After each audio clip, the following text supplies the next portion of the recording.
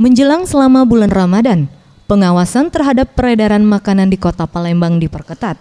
Menurut Badan Pengawas Obat dan Makanan Palembang, pengawasan akan dilakukan baik di sarana distribusi maupun sarana produksi pangan siap saji dan kemasan di pasar modern serta pasar tradisional di Sumsel, dengan rutin melakukan sidak bersama pihak terkait.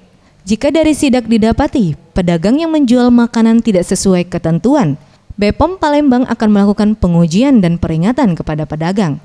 Sementara untuk makanan kemasan yang sudah melewati batas kadaluarsa, kemasan rusak atau tanpa izin edar, BPOM akan memerintahkan pedagang untuk melakukan pemusnahan.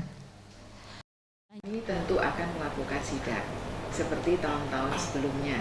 Ya, jadi tidak hanya di Kota Palembang, tetapi juga di luar kota. Jadi di kabupaten kota, bahkan sudah jauh hari sebelumnya ada beberapa kabupaten yang meminta kami untuk melakukan pengawasan.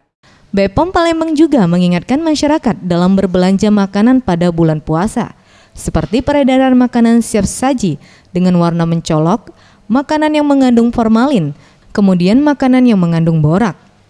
Tim Liputan Sriwijaya TV.